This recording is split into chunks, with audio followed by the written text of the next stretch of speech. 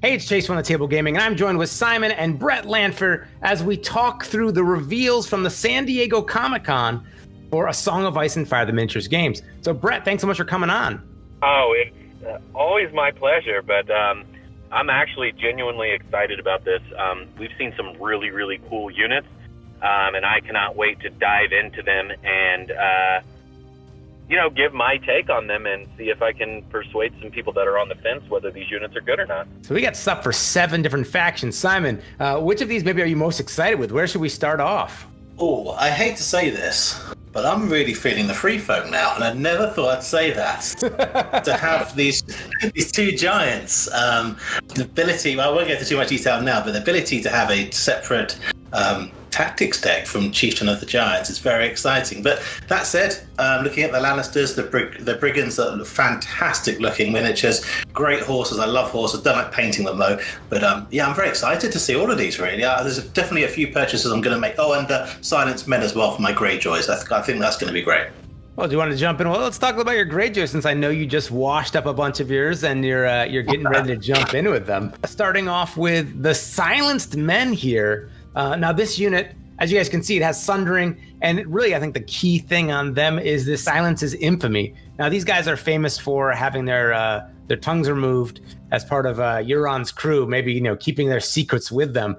But this seems like it could be a unit that changes how you might play, given that it affects a wide range of enemies. Everybody within short range getting -1 to their morale test for each of the pillars tokens on this unit. And the unit itself suffering -1 wound while it fails panic test. How do you see this maybe coming to play with the Greyjoy? I think it's possible that maybe at first glance this unit's going to fly under the radar to some people, but I don't know. This unit is phenomenal to me. They have some seriously nasty synergies with those House Harlow Reapers, and additionally, they've got kind of like a built-in hard counter to things like the Lannisters, who love to stack on panic damage, and it's generally their most powerful attack. I think that, in my opinion, Hear Me Roar is one of the best attack cards in the game because it's almost ensuring that you fail that panic test and adding the extra damage. And these guys reducing the amount that they take from a failed panic test is a really nice defense to some of those panicky Lannister armies and even Free Folk and Boltons to some degree. But what I'm looking at here is the -1 to morale test for enemies that are in short range, stacking with the House Harlow Reapers with their vicious and their ability to deal additional wounds. And then if you're stacking Intimidating Presence on top of that, you're looking at potentially a -5 just from that attack with a D3 +3 with the pillage tokens and the wounds from Intimidating Presence. But additionally, as Simon pointed out earlier to me, it's going to work really well with Sow Discord, Euron's really, really nasty ability, one of the few abilities in the game that is able to shut units down for the entire round. So adding additional morale penalties to that unit because of these guys is phenomenal.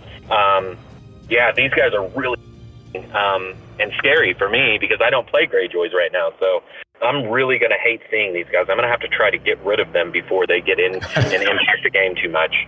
And Simon, I know you're a connoisseur of fine things. Out of these sculpts, which one of them is your favorite?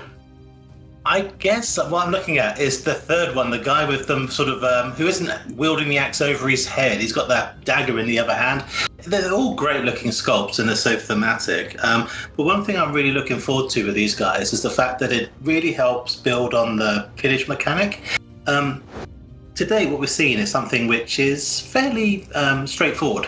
But we're seeing how it can be then applied in all different areas and different strategies. Obviously, when we're interacting with morale now, that's a big thing. You look at Euron and people like that, putting it in this unit is going to be great. But I'm thinking that this is going to be another one of these muted color schemes that I'm going to paint up, hopefully. Probably sort of like skin colors being very pale, and then hopefully using some water effects like I've seen in a number of different YouTube videos to really make them pop on the table. Yeah, absolutely. I love that same sculpt. He's kind of like striking a pose there. Almost looks like kind of like from like an action movie or something. Yeah. Really fantastic. I was just going to say, I'm not going to lie, these are my favorite sculpts in the game now. I converted my Sworn brothers to be carrying those heavy axes, and this guy with the axe over the head reminds me so much of that Sworn brother that I added the axe to, and they just come this way. And I love hooded models.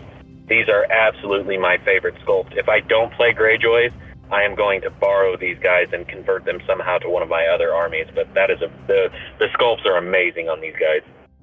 One thing I might do is I might convert these guys and change the actors to fishing rods.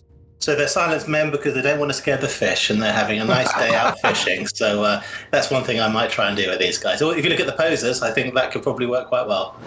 Oh, we can all agree that the sculpts of this game just keep getting better and better. And I would say something we say often, but even here flipping over and looking at the Thorn Watch for Baratheon, which is a Renly-specific unit, I mean, the sculpts here are just so dynamic. Yeah, absolutely. You look at these guys, and you can tell that they're standing at the back. They're not really into it. They're getting paid quite a lot of money here, but at the same time, they're pretty casual guys. Looking at the way they've got the crossbows over their shoulders and holding them down like that. So obviously, I think these are really well going to be really well received by people playing with Renly. It does add a whole new dynamic. This is a really flexible unit by the look of it. What do you think, Brett? No, I think they're really cool. The regroup ability, restoring 2 wounds +1 for each of the destroyed ranks. I think this has come up in discussions about Rob, the commander, because he's got the same ability. So I think these are a finesse unit. They are not super great in combat. They do have 7.54, but they're hitting on a 4+. I don't think they love combat. Their crossbow is short range, but it does have the sundering. It's interesting, and I think if you can get the right attachment in there and maybe with the right commander and build up some synergies, these guys can be really, really good. But I love anything that heals, and regroup is actually a very potent healing ability that they just get, right? And it's every time they retreat. So you can just literally retreat as many times as you can, and you're restoring 2 wounds for each retreat, and 3 if you're at the second rank, and 4 if you're at the last rank. I mean, that's an entire rank healed when you're at the last rank. So that's pretty potent healing there.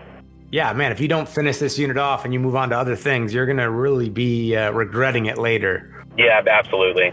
Yeah, I think with Swift Strike, you really want to try something that synergizes with this particular unit, because that offers so many different possibilities on the table that I think that's one area that I look at that and think, okay, I need to maximize that particular ability and to get the real value out of that unit. I can see running 2 of these as well. But in partnership, it's going to absolutely tear apart units in the middle of the table. And we've seen the Thornwatch Sentinel before, that Dauntless and Pathfinder. And you could throw it in your Thornwatch and, be running up and ignoring all your dangerous and hindering rough keywords. You know what I think you put in this unit? I think you put Brienne the Blue. Because they've got Swift Strike. So you attack Renly, they go in, they hit you, then they retreat, and then you've attacked announced their activation, and then they just pop you. They just shoot you with their crossbow. That's absolutely it. Oh my gosh, that's going to be brutal. And of course, with Brienne the Blue, it's like, you're not increasing the value of you're going to get so much work out of it for 1 point right there. Is there there's an attachment that allows you to shift when an enemy activation? You can shift 3 inches. I can't remember which one it is now, but using that with something like this as well to get them into position into a flank is going to be really nasty too. I'll look it up. Let me see. I love that they've got that fencer dude. It's one of the sculpts. There's 3 of them, so that and the band in the front row can be dueling. And they really do have kind of a nonchalant sort of attitude. These guys they're standing like they're the cool kids. They know they're tough, so they can just be chilling. I think they're cool because they offer the Renly side a ranged unit that's not neutrals, right? So it's not the Stormcrow Archers and it's not Bastard Girls. The Stannis side has they have the R'hllor Lightbringers.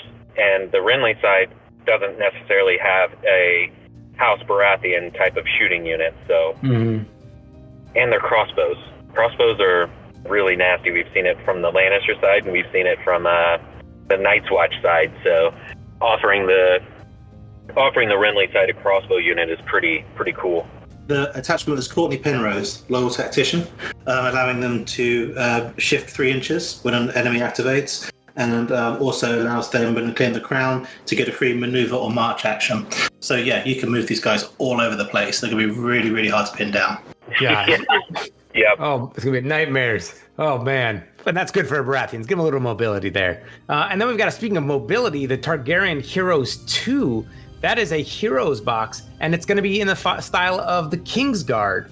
for Lannisters, where it's going to be a special unit that is like an elite unit. We have Drogo's Bloodriders here, which in itself is awesome. But what wasn't shown, but what was talked about on stream, is that each one of these 4 horsemen can be broken off as an attachment to be used. And so they'll each have their own name and special abilities. So it's a great like additional additive value if you buy this box, being able to fill out the rest of your units with some really cool, strong leaders. Absolutely. I know you're a big fan of Targaryens, Chase. What are the leaders called again? Yeah, actually, Simon, I am. So there's Racario, of course, there's Crotho, Coholio, and I think that's just common. You read the books, things that just stick with you. So it'd be cool to see these guys actually in action. Now, my pronunciation might be a little bit off. I have a little bit of an American accent when I speak Dothraki as an ancient language there. But, I think those are the guys we're looking for. Fantastic. I really admire your recall there, Chase. Obviously, off the top of my head, it's pretty easy to recall things like that. I'm sharp as a tack, so. A true fan. But the unit itself, right? So it's got Warcry, and Warcry is something that I've started to really appreciate in the 2021 games I've been playing. And so having a unit now, and I think, Brett, we were talking about this earlier, this is an ability that's actually starting to show up in quite a few factions. And it's an amazing ability. And it synergizes really well with the Fueled by Slaughter, because they're going to be panicked and vulnerable, so you're very likely to cause a wound, which is what you need to do to heal this unit. And this unit has a 3+ defensive save and a 5+ morale. So that's actually really, really tanky, especially for a cavalry unit. So generally you're seeing even the heavy cav is a 6+ morale. Mm-hmm. So you wouldn't think that it would be a huge difference, but that 5+ morale is giving them some panic protection. But that 3+ defense with movement 6, I think these guys are going to be really, really good. They're going to be very difficult to deal with. You've got Illyrio, that is an NCU that can heal anytime for the Targaryens, and he can weaken whoever they're engaged with, which makes it even harder to get past that 3+, 5+. But on top of that, these guys are attacking you, and they're causing a wound. But actually, if you think about it, Khal Drogo, his commander attachment, he's got the assassin ability. So every time he attacks, he can automatically cause a wound.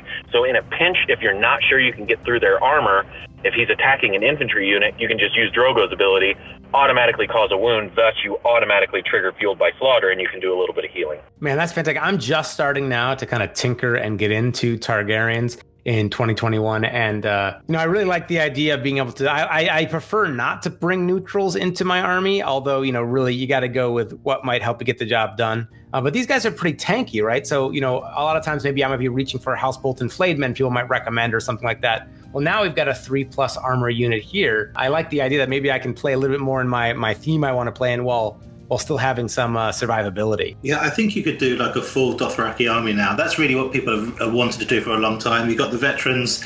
Is it the Outriders of the other unit as well? There's the Lions, which are the Harakars. Yeah, so I think seeing this on the table is going to be really thematic for a lot of folks. So I look forward to seeing this. It's only 4 miniatures. I can paint these up and get them ready to go.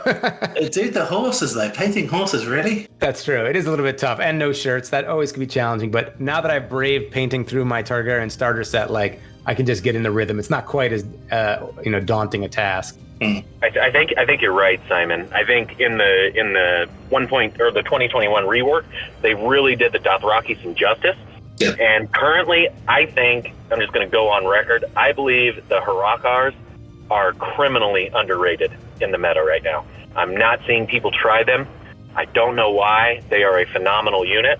But I think you're right. These Bloodriders are absolutely going to round them out, because the only thing they were really missing was solid defense, because the Harakars are actually the most defensive Dothraki unit with a 4+, 4+. But these guys coming in with a 3+, 5+ are going to, just like Chase said, they're gonna make you pause before you just automatically reach for the Flayed Men. Because I'm just gonna say, unless these guys are 9 or 10 points, which I don't see that, they are just straight better than Flayed Men with their abilities, with the synergies that they offer to the army and the synergy that they have within themselves in Khal Drogo. These guys are just better, in my opinion. And speaking of cavalry here, so, Brett, people who know you have known that you're not only a long-time Night's Watch player, but a long-time Lannister player. And we've got the House Clegane Brigands here, a light cav option. How excited were you to see that? Incredibly excited. So going back to when I first jumped into the game, back in 2019, I was really drawn to Gregor because sometimes you just want to go Hulk smash things, right? And who does that better? Who does that better than Gregor? So I played these Gregor lists, and I tinkered around with it for a little bit, and I found that what I was missing was some mobility. And so at the time you could add in Flademan, but they never added that Clegane keyword. So myself and my club mates, we were always wondering if we would ever get a House Clegane cavalry unit, and well, here they are. So, and they're a movement 6 cavalry, which the Lannisters can only get movement 6 at all if they go with the Zorse Riders. But I think these guys are similar-ish to Zorse Riders, but I like them a lot better. So this makes me really, really happy. I think these guys, they're a little bit of a finesse unit. They're definitely not something you're alpha striking with and kind of hanging them out to be destroyed by the enemy. But if you look at their ability with Vicious and the defender suffering 1 wound from failing panic tests from the attack for each of their destroyed ranks, this is like the perfect finisher unit. You want to send them in after you've hit them with something else, or after you've kind of panicked them down a little bit with your red cloaks, or panic them down with Lannister supremacy from them attacking you. Whatever the case may be, these guys should have no issue, especially hitting in a flank, with finishing a unit off that's damaged a little bit. What might be some other synergies or maybe NCUs you could pair with them to even maximize their damage further? I personally like Cersei. I think Hear Me Roar is one of the strongest cards. If not strongest in the game, it's probably the strongest in the Lannister deck.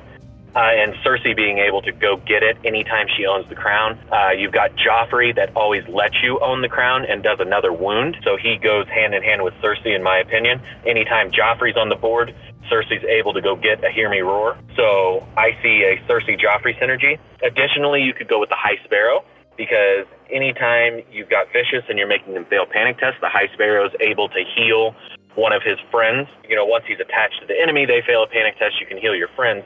These guys are adding additional wounds to the failed panic test, so you can be sure that they're probably taking at least 2 to 3, so you're getting the maximum healing that you can out of the High Sparrow. And then I guess even Pycelle, because these guys aren't super defensive. None of the Clegane units really are super defensive. Even the Mountains Men have a kind of low morale and an average defense, so Pycelle can kind of come in there and poison them a little bit and take some of the wind out of their sails for their attack. So I think these guys fit in pretty well. We'll have to see how many points they are, but I think you're going to see them. And again, like I said, especially if they're played with finesse, I think these guys are going to be just straight nasty. I agree. You know, you're looking at something like Tywin Lannister as well, charging a range unit. It could really shut them down, because you've got basically Vicious in addition to them being panicked and, is it weakened as well? Can't remember. Let's have a look. And vulnerable. That's right. Yeah. So that's a magic combo. That's everything that you need to do, and then basically layering on with brutal armaments. I think this is going to be really, really potent. I must say, with these models, you know, you look at these and it's very easy to think, well, they're just guys on horses. But if you look at these are the kind of guys that would actually sort of run down a butcher's boy. They look like they really are evil, you know, bastards. They would go after people. You know, if you look thematically, I think they've done such a good job at capturing that spirit. And then also, you know, if you've got your Clegane list, these are going to look fantastic, and alongside all the other miniatures as well. So good job, cmon. I really think these are sort of some fantastic sculpts. Again, the horses are absolutely on point. I don't think any other company does horses quite as well as cmon. And then one of the ones that really caught my eye that I've been really having fun playing Free Folk, also experimenting with Targaryens, but the She-Bears, when they came out, I just really liked that unit. And now with the Stark showing the House Karstark Spearmen, this unit, the look, oh my gosh, I just really like how like sturdy they look. And this unit is really intriguing to me with their bulwark formation and their stand your ground. This is like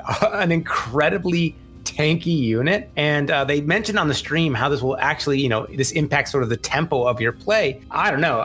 This might be enough for me to be like, I better start painting up some Starks and getting some games with them on the table. I feel the same way. You're looking at these models alone. Winter's here. You can tell these guys have got thicker cloaks now. They've got heavier armor, and the shields alone are very, very distinct. I think that's really what you look at for in miniatures games. If you've got something cool which is distinct in a unit, it's very easy to have like Baratheons where everyone's got a hammer, but these shields make great sense here. And I think actually just the way, I'd buy these just to paint, even if I didn't play Starks. But a real shout out to the standard bearer there. I think that's a really, really cool looking model. And I could use that for many different things as well. Brett, I know you played a bit of Starks in your day. How do you see maybe this fitting into maybe the style of play that you often associate with Starks? Or does it change things up for how you might approach a typical battle with them? Oh, these guys are really cool. Bulwark Formation is the name of Donald's old card that's been changed to defensive formation. But I really like this ability. The only question that I have right here is, which is more defensive, like overall the Tully Sworn Shields or these guys? But I'm really liking these guys. Bulwark Formation and Stand Your Ground. I think this is a unit that, and they're movement 5, right? So movement 5 is really good for a defensive infantry. You think of Lannister Guard and the formerly mentioned Tully Sworn Shields. They're movement 4, which is what you expect for heavy infantry. These guys aren't necessarily heavy infantry. They've just got these really badass. So movement 5 means that they can get to that center token very quickly. And if you get to the center and then you can kind of hold that center down and wait to perform any actions or activate them, they're getting that +2 to defense, and they're getting the stand the ground as long as they're not engaged. These guys seem like really, really good, like you're anchoring around them. And then you can bring things in like the Berserkers that aren't necessarily defensive, and like your Outriders and your other units that don't necessarily want to be engaged. I feel like this unit wants to be engaged and they want to absorb whatever blows the enemy has, and they should be able to hold their ground pretty well. I'm liking them a lot. If you've got ways to heal them, I think they're going to frustrate people, because we go back to remembering the Flayed Men when they first came out with that 2+ defense. It was so much talking about how hard they are to kill. So these guys could get a Mormont vet. You could put a Mormont vet in there. Oh, that'd be cool. I was just looking at that myself. Yeah, 2+ defense, stand your ground, and harden.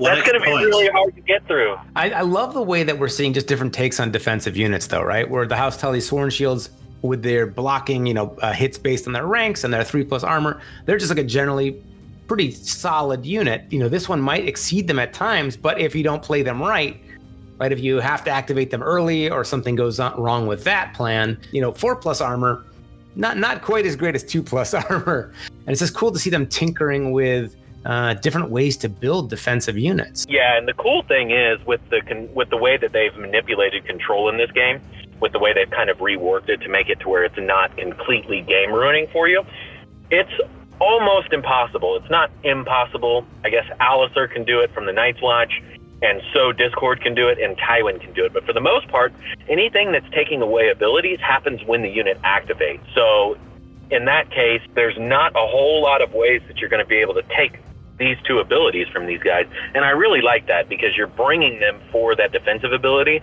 and nothing would be more deflating than paying for this unit and you've got an expectation for what their role is, and then something comes in and takes that away from you, and now you're just stuck with a 4+ defense. How many points do you think these guys are? I don't know. Would you balk at 6 points? I mean, Tully Sworn Shields are at 6 points. It's a similar. I feel like a lot of the factions now are in that similar point range for units. Or would this definitely be a 7? I just see the ability to misplay them.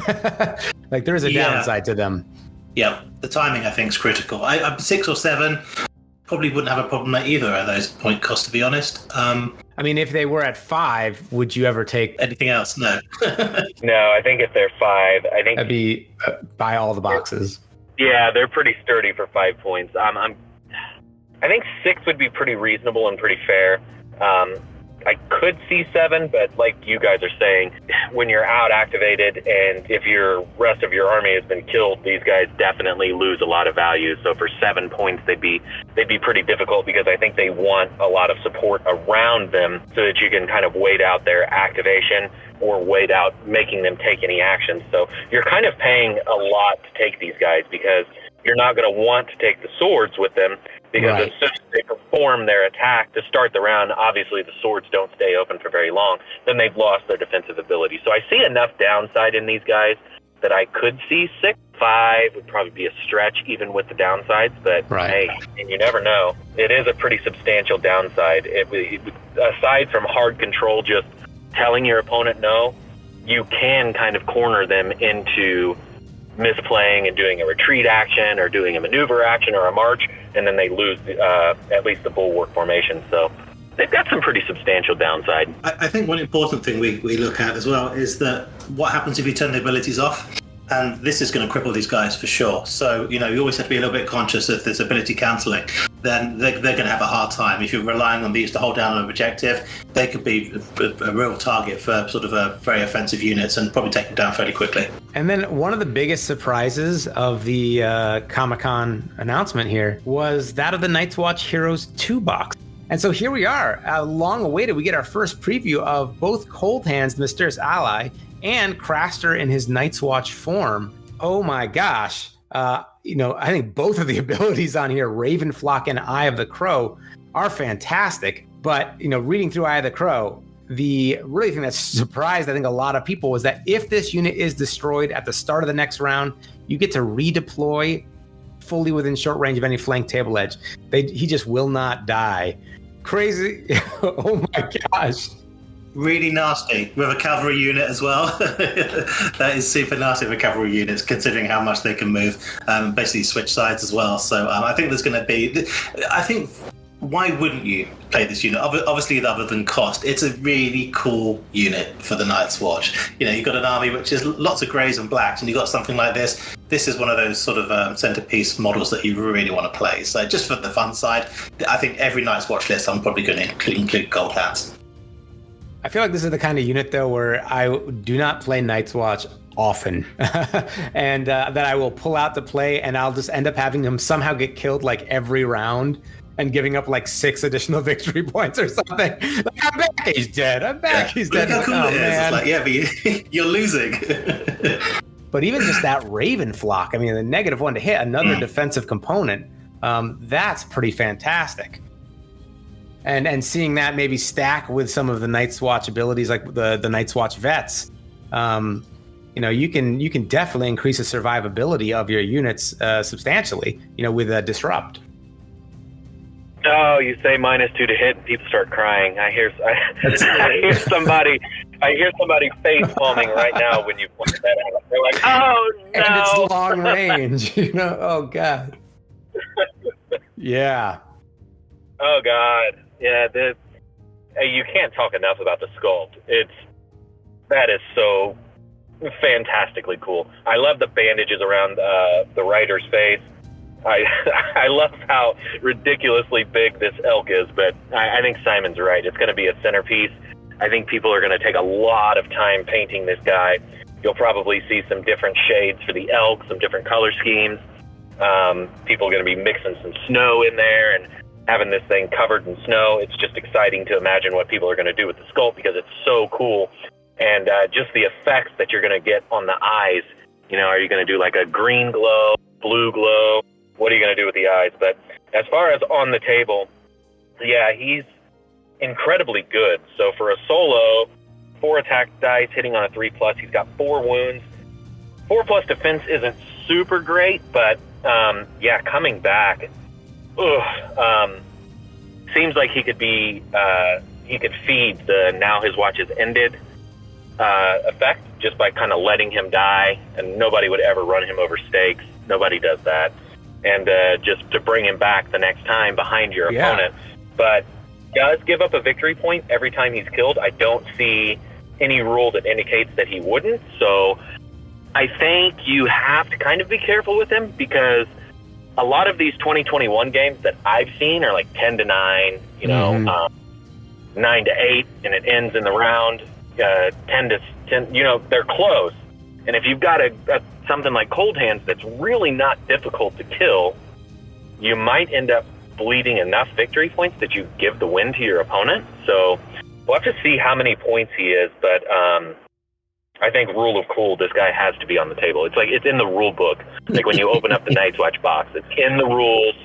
You have to run Coldhands because his model is so cool. People are like, hey, what should I buy? I'm starting off with Night's Watch. And it's like, well, you want him just because. And you do a lot with scenic basing, so I'm excited to see what sort of stuff you end up doing with Coldhands. Oh yeah, he's got a model like that. It has to be something. It's got to be like built up, and it's got to be something incredible to showcase this model. And then we got this guy Craster here, and I'm somewhat familiar with him, an ally of convenience, right, where he can help us heal and give us tactics cards on the free folk side. And I can't help but notice that it seems that he's given the Night's Watch a little bit of a different deal than what the free folk get here. I think they're doing slightly better out of things, actually. He still looks as grumpy as he did before, I must say. But looking at some of these, this seems to be a lot more flexible. And I think this is going to be very, very helpful to the Night's Watch. You look at basically being able, just the movement alone, that's going to be, just situationally, it really is going to force your opponent to think, okay, so what is Craster going to do this turn? He's got 3 different options. Which one do I block? And you can bluff this with an opponent, but with Craster, you want to get him out there first. You want to make sure you get the most from the situations that he provides to you. So I think that's going to be really cool. I'm very happy they've done something a little bit different, because it would be very easy for them just to basically have the same as the free folk card, and it did the same thing. So another layer here for a better tactical choice on the NCU side. So with Craster, when you claim the maneuver zone, if you've already got Corrin's influence on them, they're at +1 movement. And then if you've got Watcher on the Wall attached to them, they're also +1 movement. So when you claim the maneuver zone with Craster, they're retreating with a base movement of 9, or they're making a maneuver at movement 9. That's incredibly fast for these guys. And you definitely don't want these Ranger Hunters getting into your flank, but they're going to be able to do that pretty easily if they're at movement 9. That's incredible to me.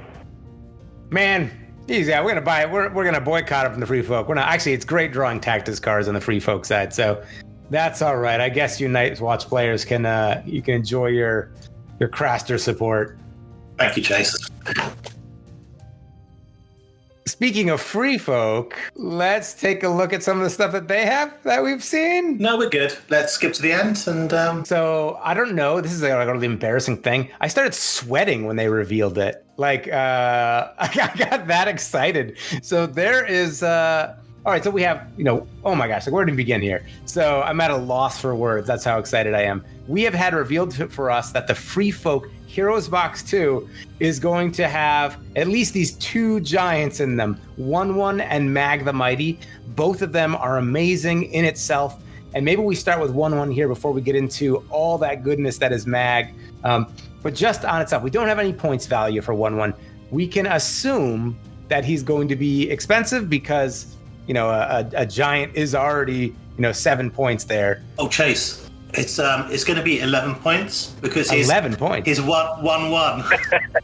Oh my gosh! Wow! That was amazing. Thank you. So first off, things I like about Wun Wun just off the start is Warcry is fantastic. So that's just having another venue for that, and so Tormund and him. A little bit of a dream team. You can have two instances of Warcry in your army right off the bat.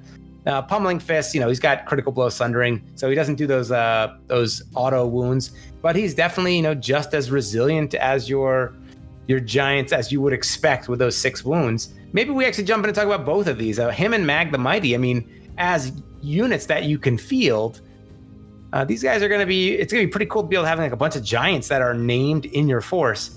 But I suppose the big deal is that they've got Mag with the replace your tactics deck with his own tactics deck. That's insane. Sorry, I could go on forever. What are some initial responses from you guys? I'm trying to figure out how many giants would be in a list. I think you have 5 altogether. Is that right? 9, and then you've got 7 points for the Savage Giant, so that's 28. Yeah. That's what you're looking at here. I think this is really cool. I think this is thematically a whole new dimension to the free folk. It's the army in your pocket, as you were saying earlier, Chase. You could carry them all to the game, and you can get them on the table super easy. Really nice to paint. But one thing they've done is they've made them really distinctive. I must admit, I really love the Mag the Mighty, like sort of a big club over the back of his head, just really just like swing down. So no, I'm a big fan of these, and my issue with the Night's Watch, but I also like 1-1 flexing. He's just good. You can tell his pummeling fist. They mean business. They're fully loaded, ready to go. So no, I think this is going to be great. I wonder how much 1-1 is going to really be though. I'm looking at the other one, and Mag the Mighty's 9, so maybe a little less. I'm not sure. What do you think, Brett? Thing particularly is 1-1's defense 3. Oh my gosh! And all the other giants are defense 4. So Wun Wun with his big old muscles and his bone armor there is even more tanky than a normal giant. And I think if we've learned anything outside of auto wounds, which have been reduced across the board, not a lot of things are giving you those auto wounds anymore. So outside of that, you've got to get through the halving of your hits, discarding the remainder. With a 3+ defense, that's going to be even harder, because that means like your infantry or your cavalry with Sundering, they're not pushing Wun Wun to a 5+ defense. It's going to be really hard to break this guy down. You've essentially got to do 12 wounds to take him out, but with reduced attack profile and reduced instances of what he actually has, which is critical blow Sundering, you don't see that combination anymore just on units. You don't see it on Knights of Castle Rock, you don't see it on Tully Cav, you don't see it on Sworn Brothers. Right off the top of my head, and I could be wrong, somebody will surely correct me, but without adding an attachment or using a card, I don't think anything other than Wun Wun has that crit blow Sundering combination working for them. So he's going to be really hard to bring down. And in scenarios where you count your wounds remaining as ranks, good luck taking a token from him. Yes. Good luck, because you've got to knock him down to 2 wounds with your standard 3-wound infantry. It's going to be pretty hard to do. My brain's already going all these in other directions as well. But so you talked about maybe doing some modifications to miniatures, maybe about giving fishing rods to your Silenced Men. Yeah. So Wun Wun is in the books referenced as being a vegetarian. He doesn't eat meat, which is like uncommon for the other giants. So I'm thinking, like, can I get in one of his hands like a big carrot or something, or some sort of other vegetables that he's dragging along or something? I don't know. Maybe not as exciting as fishing rods, but look at see how his arms positioned. I think you can fit a gigantic head of cabbage that he's carrying around. 100%. Big stick of celery or something like that. Well, with his defense, someone needs to sculpt him a gigantic shield on that arm right there. Oh, yeah. Just this massive, like a whole tree, like a tree shield. So we now have an example of a commander that brings in a new tactics deck. Like, well, then the possibilities there are limitless. So much we don't know about this right now. We're looking at this one card, but I think this is going to maybe unlock a whole bunch of stuff, maybe for giants. I'm not sure. It's very exciting to have a new tactics deck. I know we've seen some things where we can change how the tactics cards are sort of arranged for certain factions, but to have a whole new deck, it's going to be game changing for a lot of free folk players. I'm very excited by this. Me too. Oh my gosh. And then, so all of these amazing things coming out for all these factions, and these are all in Q3, so it's not that far away. And coming down the line, then we also now just have, as we're recording this, we have the FAQ drop. And that's something we can get into a little bit more in depth later, but maybe we can just pull out some of the quick best and brightest. It's been a busy day today. So much information. Before you guys jump to the tactics deck, I want to point out one really quick thing about these two new giants. Currently, what you do to get around giants beating the crap out of you is you just leave them alone, because they get stronger as they die. These two, if you'll notice, these are like alpha striking giants, because Mag the Mighty in particular is doing 7 attacks, hitting on a 3+ with Vicious, and you don't roll defense dice. So you can't just ignore Mag the Mighty, because he's capable of coming in with a failed panic and some free folk cards. He can one-shot a unit. If you play you can borrow critical blow. Wait, does any free folk unit have critical blow? No, they don't. You can play There's Too Many and add some extra wounds to the panic test, so he could wipe a unit out with 7 wounds and then a D3+2 panic test. But regardless of whether he can one-shot you or not, he can do substantial damage to you. Like, he can just come in and just swing this gigantic club and take 7 dudes out, and then you take a panic test at -2. Like, you can't ignore him, which is cool to me, because currently it's kind of a game of stay away from the giant, don't hurt the giant, make the giant mad. Like, Mag and Wun Wun are already mad. Like, they're in there just coming to beat the crap out of you, and you better do something about it, because their attack profile says that they can wipe out units very quickly. Yep, just pair them with a war mammoth and just get them to trample all over them. These guys come and mop up at the end. It's going to be nasty. Absolutely. And so let's jump in here and take a look at the FAQ. Right at the top, it's really a FAQ and errata, but there's only one errata point. So now on page 16, perform an attack. The attack, that phrase now says, perform an attack, the attacker will then resolve 1 melee attack. This is not a separate action, has been added in parentheses. And that's been something there's been a little bit of contention in the community about people playing it split in different ways. I think Lannister Justice was the standout, wasn't it? Yes, and that was the big culprit there. And then people would bring up how, well, it doesn't really make sense in that case for other units, other things, and nice just to have that kind of stamped and done. We can move on. Yeah, it's also a benefit to Euron with his poison gifts, because a lot of people were concerned that when you made a charge with Euron's unit, you would take 2 wounds. But now it's cleared up that he's only taking 1 wound from that. So one thing I know has been of interest to a lot of folks on Facebook is, can I put condition tokens on non-deployed units? And the answer is no. Very straightforward, no. I know it's caused a bit of confusion. There's certain synergies, I know, Brett, that you've sort of seen in the past where people have asked the question, specifically around the Harakas. Is that right? Yeah, I've seen questions where people ask, like, can an NCU such as Pycelle place a weaken token on Harakars that are deployed in reserve at the moment so that they're weakened when they come on the battlefield?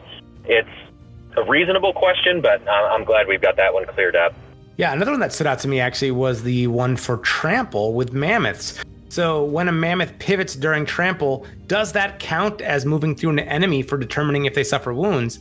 And so yes. So actually when you fail a panic test and your opponent decides to trample out of there, they're going to still be taking damage. So that's actually kind of a nice clarification. Yeah, it's nice, and it actually, I know there's been some points of contention about mammoths being a little bit weak because of the change to morale and how easy it is to panic them and make them trample away from you. But actually, you're going to have to think twice about doing it, because now it's very clear that no matter how they pivot to move away from you, right, because of the size of the base, they are pivoting over you, so you're going to take that damage. And then, Brett, you might have seen this one too in some of the competitive play you've done when there was a discussion about shifting out of combat. Yeah, I think Michael and or Fabio, one or the other, maybe both, answered it on a podcast, but it wasn't in an official capacity.